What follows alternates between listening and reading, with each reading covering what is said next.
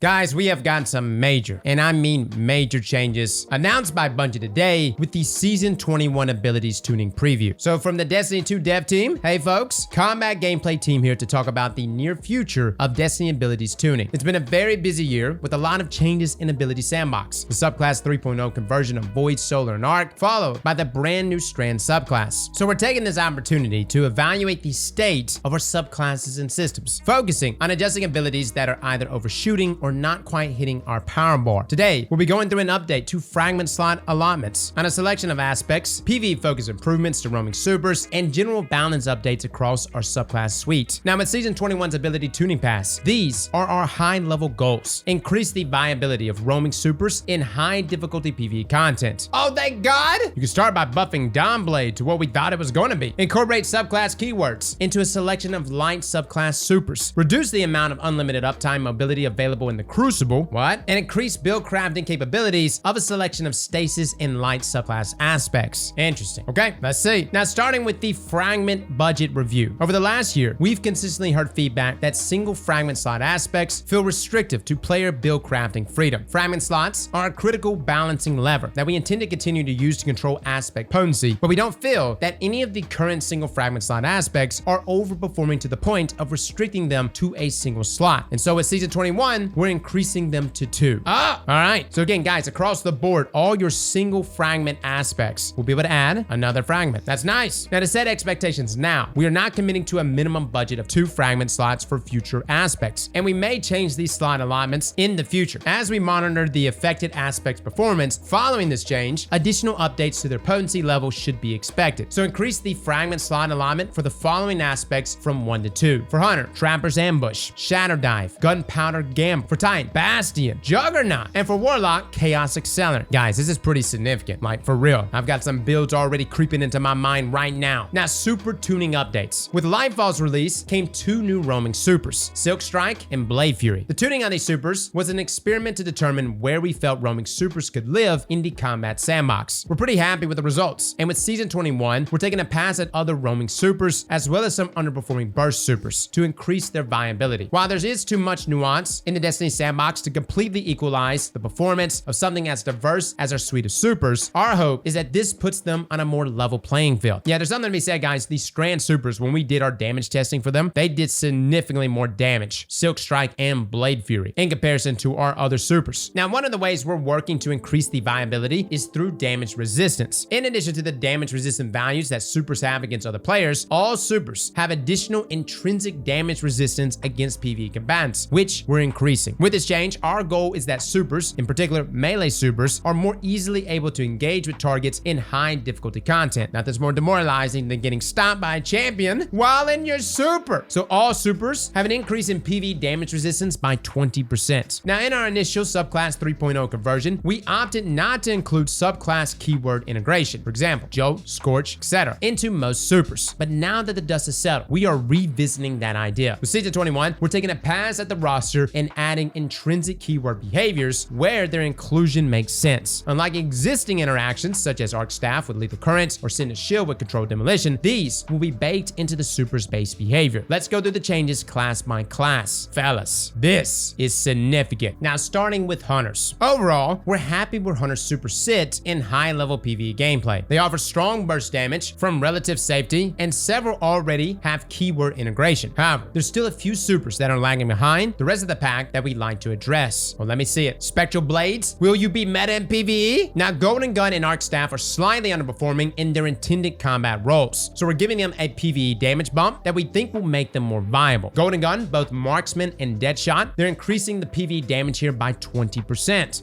And that's across the board, guys. Minors, elites, majors, bosses. Arc Staff increased PvE damage by 20%. Now, Spectral Blades has historically been a significant underperformer. You damn right. So we're taking a harder swing here and allowing its heavy attack to weaken targets on hit. We are also fixing a long-standing bug where at maximum attack speed, some attacks could fail to connect. Oh, so this should make it better inside of PvP, which results in significant amount of lost damage output. Now, Spectral Blades increase PvE damage by 35%. The heavy attack also weakens targets on hit and fix an issue causing some right-handed Spectral Blade attacks to fail to connect when attacking at maximum attack speed. This is significant, guys. Now, it says says weakens target. I'm assuming it's going to be the 15%. It's not going to be like Tether's version of weaken. That's way too much. But again, 15% on top of the 35% buff that it's going to be getting inside of PvE. Hunters, it may be time to break out thy Gwizin's Vest. Never thought I would be saying that. Now, when building Gathering Storm for Arc 3.0, we intentionally required significantly higher player precision on the initial throw to separate its role in combat from Nova Bomb. But the current iteration too frequently fails to reward that precision in the Crucible, particularly in super versus super interactions, aka it whiffs a lot. To address this, we're making targeting adjustments to the direct impact and delayed lightning strike damage to increase the payoff for directly landing the staff or properly timing the lightning strike, and increasing the damage Gathering Storm does against stationary defensive supers. So this is just a flat out PvP buff. Okay. Gathering Storm direct impact damage versus players increased from 200 to now 300. Delayed lightning strike damage versus players increased from 300 to 500. Again, that's the secondary attack. And lingering lightning tick damage versus players increased from 40 to 60. Now deals increased damage versus Well of Radiance and Ward of Dawn. Oh, all right. No lie, these look good. All of them. I still can't believe Spectral Blade just got a buff. I thought Bungie forgot about that super. Dude, if they end up buffing Nova Warp, I'm gonna lose it. Now for my Titans. On the whole, we believe Titan supers are currently falling a bit short in high-level PvE content. Why, yes, it is, Bungie. To remedy this, we're increasing the PvE damage of several roaming supers across their Arc, Solar, and Stasis subclasses. While we increase Fist of Havoc's PvE damage and Lightfall, its performance in high difficulty content hasn't noticeably improved. So we've more holistically reevaluated its attacks, energy costs, and are enabling its heavy attack to blind targets. And should stun, right?